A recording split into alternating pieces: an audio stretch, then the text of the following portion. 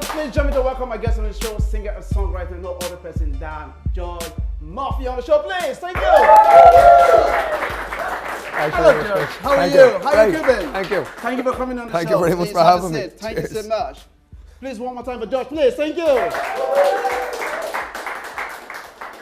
It's been a while, George. Yeah, it's been.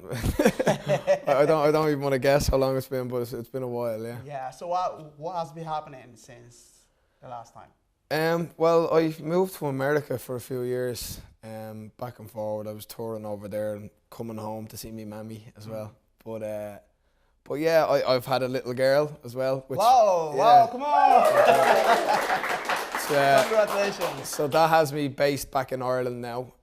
I was living over in America, playing over there. I still get over from time to time and stuff, go over touring and bit. But yeah, I'm back based in Ireland now and working with some really good musicians and recording some new stuff and hoping to get an album out early next year. Brilliant, yeah. George, can we take it back to yourself? When did you start singing as a musician? Well, professionally, it kind of fell in my lap, Chris, with the audition for a TV show called Eurostar in 2004. But singing has always been in the family. Like my father is a professional singer and has been since he was 17 years of age. Wow. So I grew up listening to music, was always in the house, and there was always a huge amount of CDs and vinyl and stuff. So I grew up listening to all the classics like Frank Sinatra, the Beatles, Led Zeppelin, Queen, the Rolling Stones, all this kind of stuff. So I very much be a lover of the kind of 60s and 70s stuff, you know.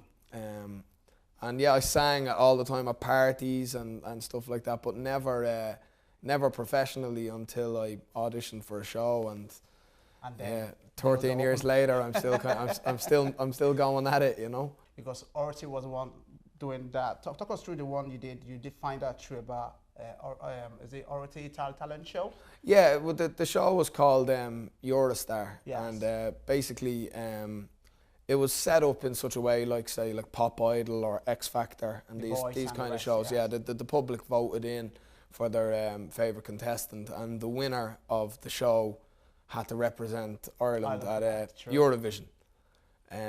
So it was looking for a while like I might actually go on to win it. I was doing very well in the public vote every week, and then the judges kind of came out and said that while we think George is a good artist and a good singer, he's probably not suitable for Eurovision. So I got voted out.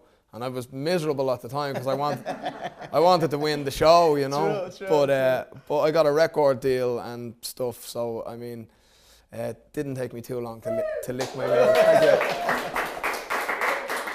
Well done. And how would you feel when people compare your voice, being a traditional voice, as the late Luke Kelly? Yeah, I mean, it was lovely to be compared to, like, in my opinion, Luke Kelly is arguably the finest singer ever to come out of the country. So to be compared to him was, you know, huge, and really huge. But I spent a long time singing Luke songs, and I still enjoy to sing Luke songs. But I want to kind of, especially on this new venture, I want to kind of find my own place, and you know, maybe in years to come, people will say, geez, he's the next George Murphy. with a bit of luck. Well done. So talk us through your first album called Dream. Can you talk us through that? Yeah, well, one of the judges on the show was a man by the name of Phil Coulter.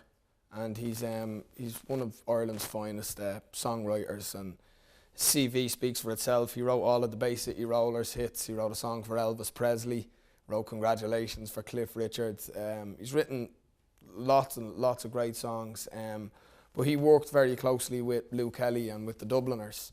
So when I sang a Luke Kelly song, he kind of took a bit of a shine to me, and he pulled me aside when I was on the show and said, no matter how far you go in this competition, I think we should work together after this show is finished. Wow. So that was very early days of the show, and the show ran for another few months. And when you mentioned that, how did you feel? What was going through your head that moment? Did you feel like this is happening? I still haven't really been able to, you know, grasp it, because it was just too, like, to me, Phil Coulter was just this guy on TV that worked with all these great people, and now all of a sudden he's saying this to me. It was bizarre, and it was lovely at the same time. And I went home and I said it to my parents, that Phil had said this to me, but then nothing happened for months because I was on the show and then I got voted off and I didn't hear from him, and I was kind of thinking maybe it's just something that he said at the time. But sure enough, when the show was finished, the phone rang and it was Phil, and he was telling me, look, you're jumping up the wall. Yeah. It's happening. Basically told me to get my backside up the north the following week to get started on an album, and that's the album we recorded together. Wow. Congratulations on that. Back on, I know in the initial conversation you said you were in the States, you're doing a lot of music, now you're back home. How would you, when you were in the States, what's like the music over there and compared to now you're back home? I mean, I think for musicians playing on the kind of bar scene over there, because you have to start somewhere. You're not gonna go over there and be filling Madison Square Garden in a few days. That's for sure. But the bar scene over there, I think, for me, is a lot better than home, because I think American people they're very respectful of Irish music. I think there's a lot of ancestry and stuff there, and there's so many Americans that claim to have a quarter Irish in them somewhere along the line. The election as well, he mentioned his ancestors. Yeah, they were from Moneygall or something, right? Yeah, that's very true. So I think the music scene over there is great, and I'm definitely not done with it. But I'm hoping to go back over in the summer, and I've played some great places. The States is so vast as well, It's so huge. You can tour one coast for your whole life, That's where everybody want to go, around the world, So what is your next achievement as things are going for you at the moment? Well, I'm working with two really good musicians and songwriters, and they're helping me kind of put together new material. I've written some songs and I've brought it to them, and they've helped me tweak it a little bit and change some things around. And I'm really enjoying working with these guys. I've got a manager on board who's also involved with them as well. So it's really great to be working on something that's kind of more than just me now. Instead of just sitting around writing on my own, I'm kind of part of a team now, which is really nice. And they're going to be right here with us on the show as well? Yeah, absolutely. So you're going to be doing your good performance as well? Yeah, well, if you're good, Chris, we might sing a song for you. Yeah.